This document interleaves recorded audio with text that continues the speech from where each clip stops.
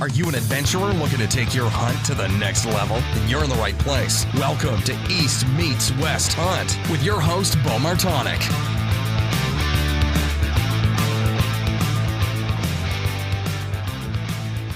Hey everyone, welcome back to another episode of the East Meets West Hunt Podcast, Mountain Buck Q&A edition, brought to you by Timber Ninja Outdoors. Now, the way this podcast works, it is different than the normal weekly show where I have a guest on and we talk about a whole bunch of variety of topics and conversation and stories.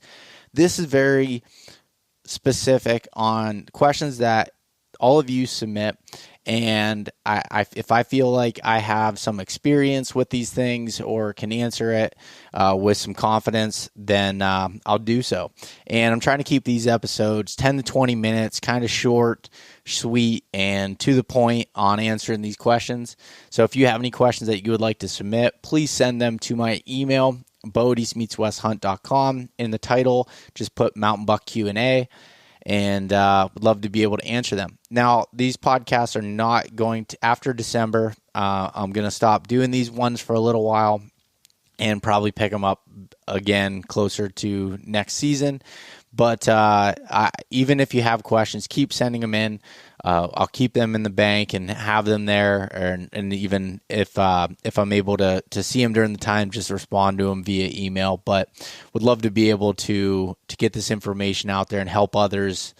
But the question I have this week is a very good one that I've run into in the past, and I know a lot of people run into it, and I have some areas that are like this currently. So this one comes from Brian out of Pennsylvania. Brian wrote in, "Hey Beau, how do you relate to deer exclusion fences when hunting? In some of my areas I hunt a lot of my favorite cuts have gotten fenced in, and I don't know if I'm just wasting my time hunting my traditional areas. Should I find new areas or view the fencing as a barrier that might help pinch deer into certain areas? Any info would be appreciated." So deer exclusion fences are something that became really big. It seemed like in the 80s and 90s, and they tore a lot of those fences down around 2010 or so, and they started bringing them back here in the last 5 years that I've seen in particular areas.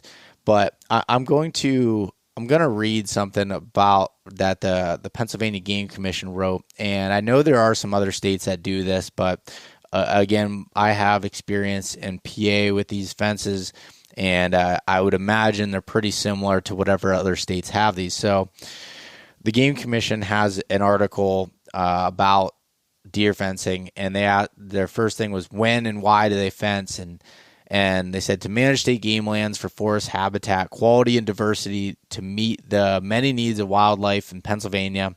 They have harvesting activities that include timber cutting and everything to help with the habitat. And browsing by white-tailed deer is a significant factor in preventing successful forest regeneration of desired tree species. And in areas that have higher deer densities or areas that have logging cuts specifically that have shown that deer browsing is inhibiting the regrowth of some of these desired species of trees or just in general the forest canopy, that's when they start using deer exclosure fences. And it is a management type that essentially, if you find one that comes up in your area, after a year or two, they'll go through and do an assessment to see how that is doing, looking at it, and then typically come back in 5 years and see if that area has regenerated to its satisfaction. And really, let me see here. But really they look at it as about a 10-year period when they leave those fences, and that's when they achieve successful regeneration where it won't be impacted from the deer. So they basically look at it from how is that doing, how is that cut regenerating that forest before they decide when they're going to remove it or do that. Now, one thing that the Game Commission does note is hunters are permitted and even encouraged to hunt within the fenced areas. All fences are constructed with gates to provide hunters access. And now you might think, why would you hunt in that area if there's a fence to keep the deer out? Well, from what I've seen, and even what the Game Commission says here, it doesn't keep all the deer out. There's times when people accidentally or purposely leave fences, the actual gates open, and allows a place for deer to go in or out. Trees fall down on the fences so that they can jump over it and get in and have browsing available there. There are plenty of reasons. There are plenty of ways of how deer can get into these fences, and I've found most of the time it has to do with trees falling down on these fences. They don't check them regularly. When they have a bunch of them like that, they're not going to notice when that happens all the time to go in and be able to fix them. And also, it just takes time and money to be able to do that. And now, one area that I hunted a lot in 2019 had fences. I was actually pretty discouraged when I got there in the spring and noticed all these clear cuts that I had found while e-scouting were fenced in. And I was like, man, what am I going to do? That kind of throws this all off. Everything else is just mature forest. There's not a lot of browse options. Well, I just started walking the perimeter of these fences, and I found, one, there's a really good ring trail around it that made deer walk around that fence, but also I'd find at least 1 to 2 holes in these fences in just about any area, which, if you want to talk about a funnel, that is a funnel for the deer. You know that if they're gonna go in there to feed or browse or even bed, they can go into those places. And there was an area that I was hunting where there was one that was fenced in out towards this point, and then there was a little saddle in between it, about 100-yard distance, and there's another fence, and in between there, it was like a travel corridor for bucks during the rut. And what I was watching was one of the gates was broken, and one of the gates to access in there, and these deer would come out from the edge of the point where there was a bunch of oaks, come up, these does would come up, walk through that gate, in bed in some thick cover facing the outside.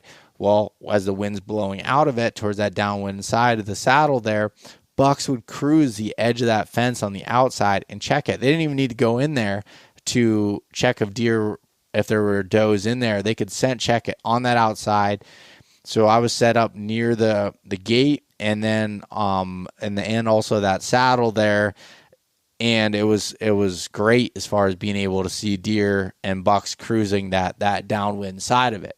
So I wouldn't look at them as a completely a bad thing. Now, I don't prefer to have fences in the areas that I'm in, because it does keep a lot of the deer out. And if there aren't any holes in it, then that's a problem, especially if the rest of the area is mature forest and there's not as much of browse and you're relying on just mass crop. In years where there's not any mass crop, man, that can make that area pretty desolate and difficult to hunt. So that to me, I would just say, is it worth hunting? Is it worth checking out something different?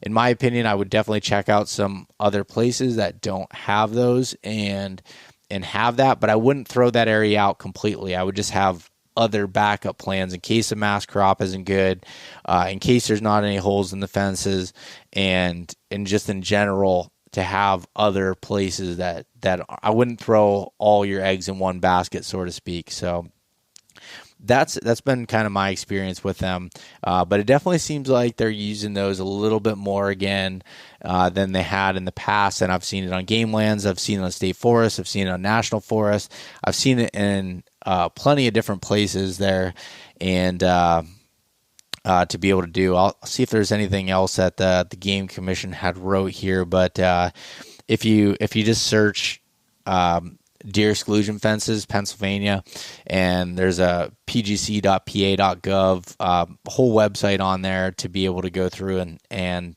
look at it. But one of the to understand when they do it and why they do those areas. But I will say, if you do see the fences in those areas, that is a trigger that there's typically more deer in that area than other areas that they're not fencing in, and they're having problems with over browsing. So you can look at that as a positive or a negative, however you want to look at it. But really, just know that those fences are not something that are going to go away in a short period of time. So if they do bother you, or if you're struggling to figure it out what those fences is, you may want to start learning some different areas. Well, I hope that helped you out a little bit and gave a little bit of my experience with hunting some of those fenced in areas, or those deer exclosure fences areas. And I hope that everybody has a great weekend. And if you like this podcast, if I helped you out at all, I really appreciate it if you share it with friends, family, anybody that you think could benefit from it, and giving a rating and review wherever you listen to it. Subscribe to the YouTube channel if you're watching this. And I really appreciate all of you, and we will see you next week. Thanks so much for listening to this episode of East Meets West Hunt with your host, Beau Martonik. For more great content and to stay up to date, visit eastmeetswesthunt.com, Facebook at East Meets West Outdoors, and Instagram at East Meets West Hunt. If you enjoyed today's episode, please review and subscribe, and we'll catch you next time.